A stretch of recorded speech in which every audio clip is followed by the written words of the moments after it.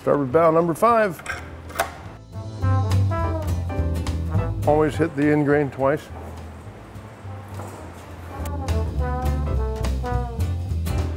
don't want to catch a good case of mesothelioma. Actually, this is a big plank compared to what was on there. That's pretty much going to stay there by itself. You can put the nuts on. There you go.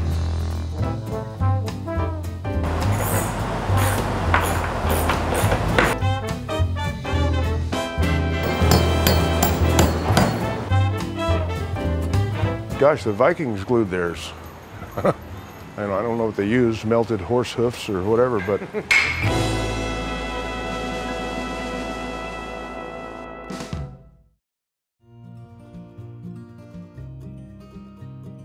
All right, it's August 20th, 2014.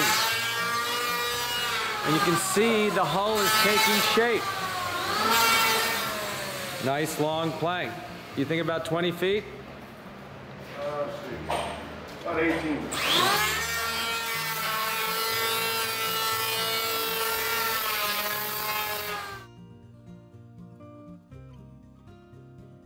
Doug's working on starboard, course 5. Plank 2. Plank 2. Yeah, what we do is we mix this half primer, half finish, so that you get a good coverage, but also getting the finish coat on there, you get some good sealing. And so when you go to sand it from the inside, it sands nicely and covers quickly. Just getting rid of this little bit of paint over some guy that was painting was slumpy. But it has virtually no bend at all where it goes. Okay. Because going up the bow. yeah. Starboard bow number 5.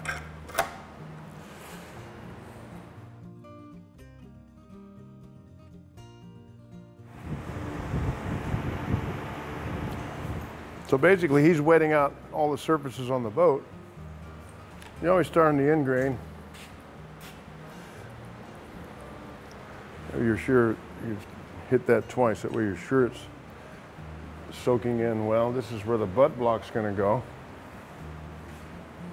It just needs to be wetted, huh? It doesn't need to be that thick and Oh yeah. down there. So what you do is you wet it first.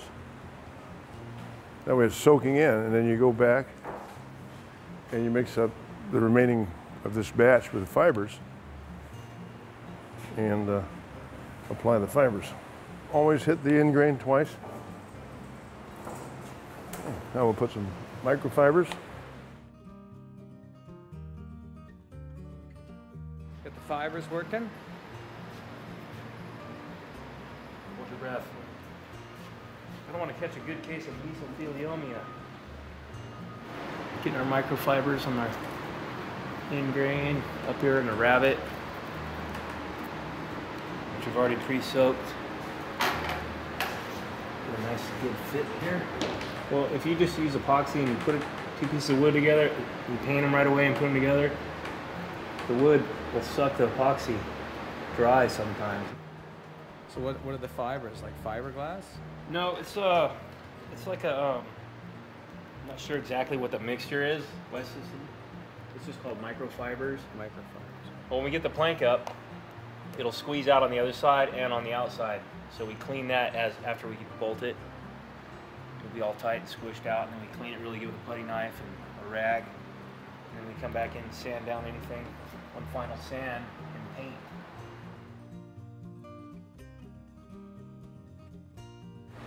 It's a mighty big plank. You handle it all by yourself? Actually, this is a big plank compared to what was on there. Careful now. Come on back.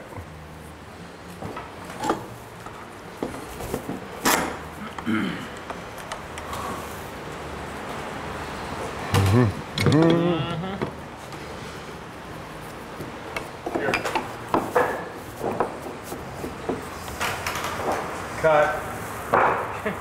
Yeah, cut. All right, let's get an endo. One more. Good. You saw that. Okay, and I guess a set of wedges there. We'll fire this in. You put these in first because this pulls the forward end.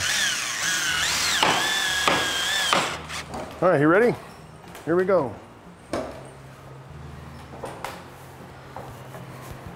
Okay, so he's going to go inside and start putting nuts on.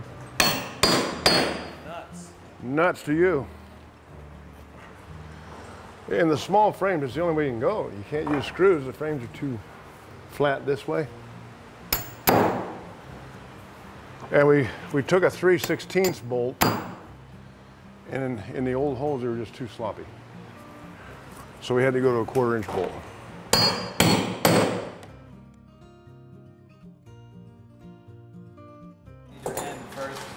Yeah, he's putting the nuts on. Nuts and washers. Okay, so we're installing a butt block. Yeah.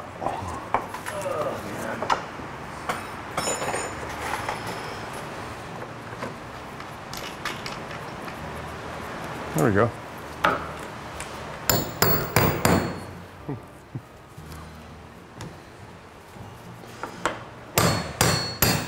That's pretty much going to stay there by itself. He can put the nuts on. There you go. Well, these bulkhead frames are real narrow, so we can't get bolts in them. So, you know, 2.5, 14. The larger size screws, there's quite a bit of force to drive them, so you can strip a Phillips. Okay. Even if you strip one of these, you can still back it out. Yeah, true. Once you strip it, Phillips, yeah, done. a lot of 4-letter words were invented for that very process. Weird one, and this one right here, What's wrong with it? I gotta tap it out.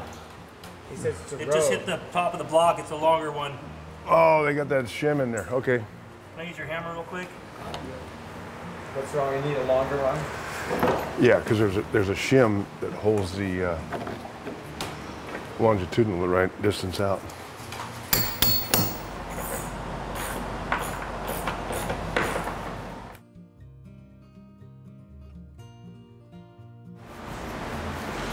Same thing. Glue. Yeah, I'm gonna do a little, get some of this excess paint off. This is actually the bottom edge. Oh yeah, I think we're on 54. 54 actual planks? Well, remember the first 5 or so were Single. full length. Yeah.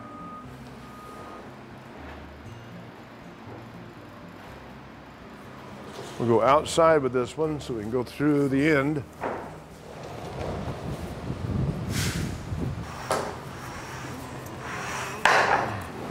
Ready? Yeah.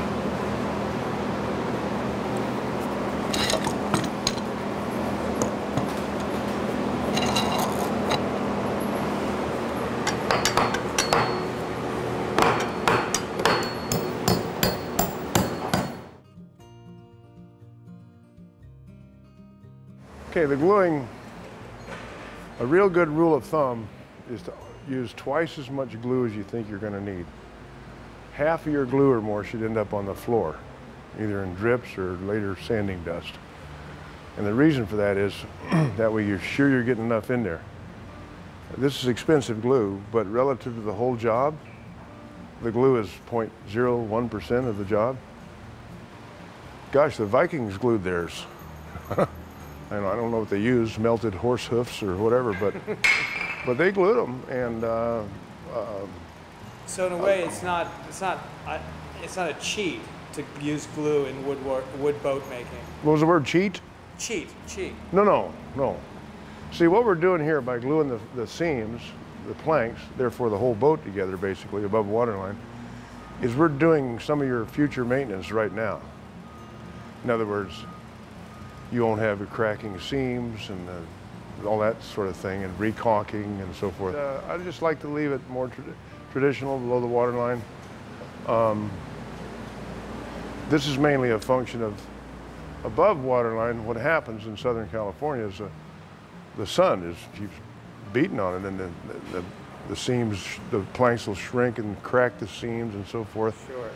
It's a maintenance nightmare. And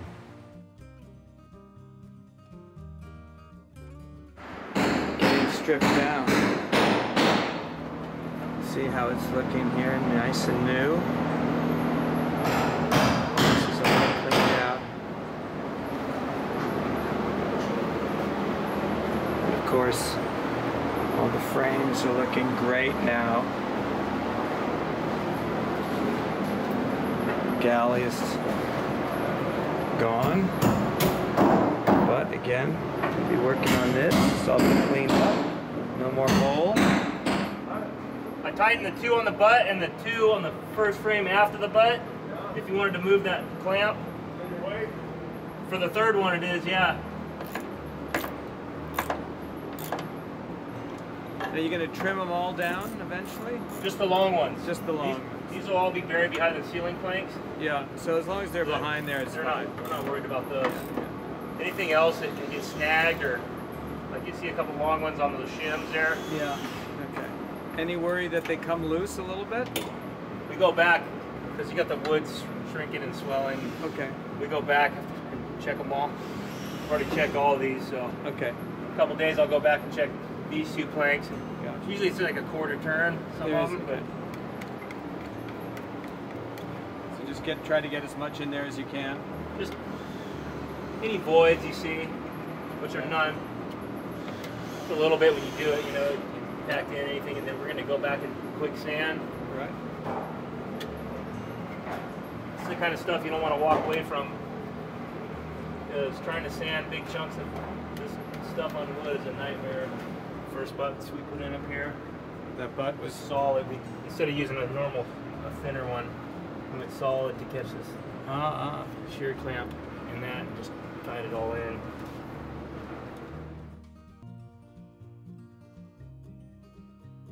all right. Well, so in 2 weeks we'll be back up. We'll see number 6 in probably, all of 5, and hopefully 6 in. Right. so 6 both sides. And he's got to take one out again. Yep. As soon as we get this in, Take one out. then Friday, actually tomorrow afternoon, we start blowing out the port side plank. Yeah, taking it out takes a good chunk of time. You drive the rivets out. The rivets that went through here, Yeah, longitudinal. you know, they were in the plank. So when you take the plank off, they're loose. So we had to drive those out with the air gun and replace them with bolts. And then you'll carve them out on the back side? Oh, they're sitting out here. No, when you lay the plank out here. Yeah. Dimple the plank. As opposed to waiting and then screwing it through the next plank? Yeah, because there's too much going on. And it's hard to, some of this stuff you can't get to because there's interior in there. Okay. Very heavy. The boat's getting very strong now. And we've done some sanding, you know, just to take off the high spots. Right. So. Yes, we've got the lowered scaffolding. Yep. So that's easier to work with. It's a great working height. Easier to get up and down.